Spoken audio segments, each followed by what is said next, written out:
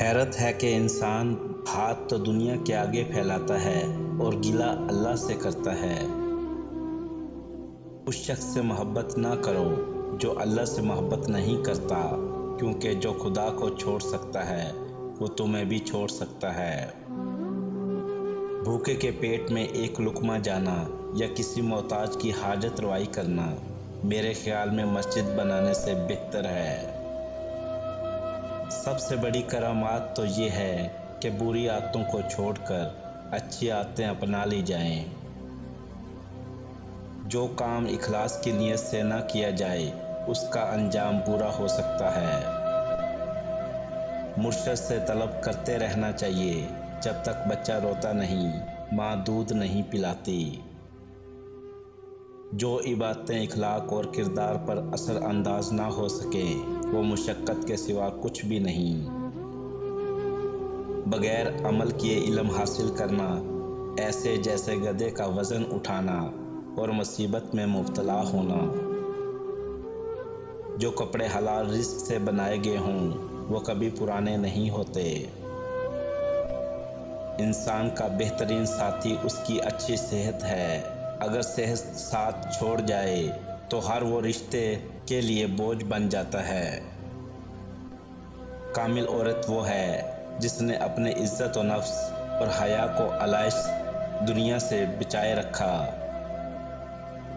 پڑوسی کو ستانے والا دوزخی ہے اگرچہ تمام رات عبادت کرے اور تمام دن روزے رکھے۔ لوگوں کی باتیں پتھروں کی طرح ہیں، ان کو پیٹھ پر لاد لو گے تو یہ پیٹھ ٹوٹ جائے گی۔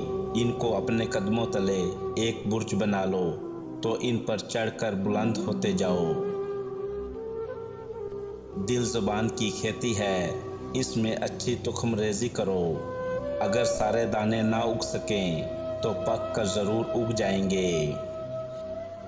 3 چیزوں کی زیادہ عزت افزائی ذلیل کرتی ہے: عورت، خادم، گھوڑا۔ دوسروں کی اصلاح کے لیے اس وقت کچھ کہا جاتا ہے جب آدمی خود صاحب عمل، صاحب کردار ہو۔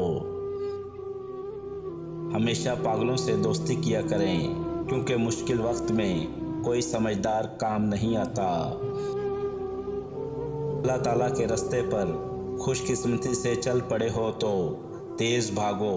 تیز بھاگنا اگر کسی وجہ سے مشکل ہے تو آہستہ بھاگ لو۔ تھک گئے ہو تو چل کر یہ بھی نہیں کر سکتے تو گھسٹ لو، مگر واپسی کا کبھی نہ سوچو۔ حضرت امام شافعی سے پوچھا گیا، آپ نے اللہ کو کیسے پہچانا؟ جواب ملا، شہتوت کے پتوں سے، جسے بکری کھاتی ہے۔ ہرن کھاتا ہے تو مشک بنتا ہے اور ریشم کا کیڑا کھاتا ہے تو ریشم بنتا ہے۔ کوئی تو ہے جو ایک ہی شے سے مختلف چیزیں بناتا ہے اور وہ اللہ کے سوا کوئی اور نہیں ہو سکتا۔